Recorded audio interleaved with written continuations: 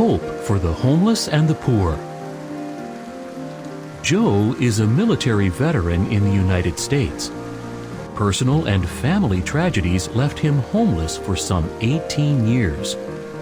One year he began to visit a local public library, where he sometimes conversed with a librarian. Those conversations changed his life. Martin, a young man in Argentina, felt spiritually empty. Life seemed purposeless to him. In his search for meaning, he left home and ended up living on a beach. But instead of finding the answers he was seeking, he became deeply depressed. In tears, he begged God, "If you exist, please help me to find you." What was the outcome? We shall see. People become homeless for various reasons. Some, like Joe, experience personal tragedies. Others, like Martin, simply opt out of normal life, seeing it as a meaningless routine. Still others become homeless because of poverty, natural disasters, domestic violence, drug or alcohol abuse, mental illness, a lack of affordable housing, or loss of employment. Once thought to be limited to developing lands or those battered by war or economic depression, homelessness has emerged as a major social issue in most developed nations, says psychology professor Paul Toro. Contributing factors may include government policies regarding aid to low-income families and a widening gap of income inequality. The footnote reads, "Because of conflict, violence, or persecution, millions of people have been forced from their homes, becoming refugees or internally displaced persons." This problem was discussed in the January 22, 2002 issue of Awake. End of footnote. Many people are anxious about tomorrow. Some, however, have lessened their anxiety by considering what the Bible says about the future, a topic that we will touch on shortly. The Bible can also help us now by giving us sound principles to live by, principles that enhance both our economic security and our emotional health, as Joe and Martin discovered for themselves. When homelessness and poverty will be no more. Jeremiah, an ancient servant of God, lived through a time of great distress. A cruel enemy invaded his homeland and took many of his people into exile and slavery. Although spared, Jeremiah lost virtually everything he owned. In grief, he prayed, "Remember my affliction and my homeless state." Lamentations 3:19.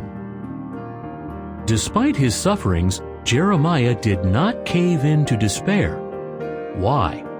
For one thing, he knew that Jehovah would not abandon him. For another, he was a student of the Scriptures, which tell of a time when poverty and suffering will cease to exist and will be replaced by true peace and security. Those conditions will come about not by human efforts, but by means of a perfect government called God's kingdom. The king of that kingdom is none other than Jesus Christ, who displayed great compassion for the poor when he was on earth as a man.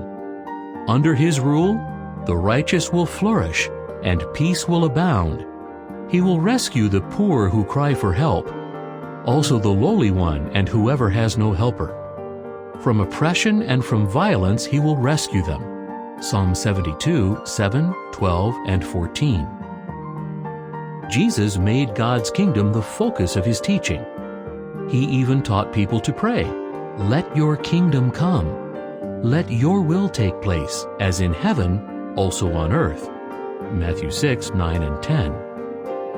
What will life on earth be like when God's kingdom is in full control? The Bible gives us appealing previews. For example, it says of the subjects of God's kingdom, "They will build houses and live in them, and they will plant vineyards and eat their fruitage. They will not build for someone else to inhabit, nor will they plant for others to eat. The work of their hands my chosen ones will enjoy to the full." Isaiah 65, 21 and 22. "They will sit, each one under his vine and under his fig tree, and no one will make them afraid, for the mouth of Jehovah of armies has spoken. Micah 4:4.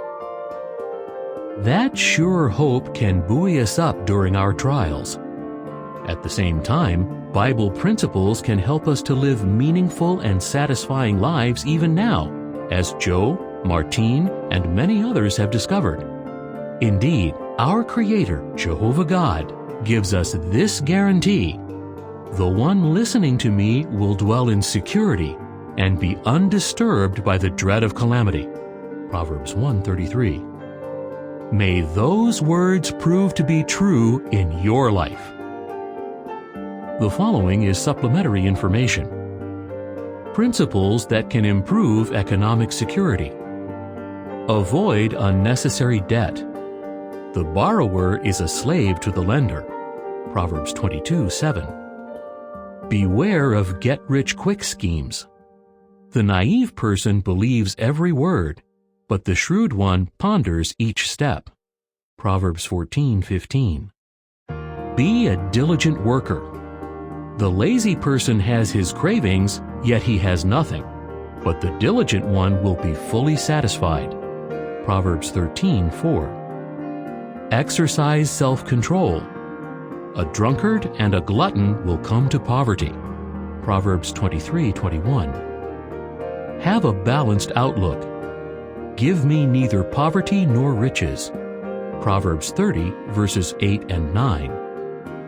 Be generous, not stingy. The generous person will prosper. Proverbs 11:25. End of article.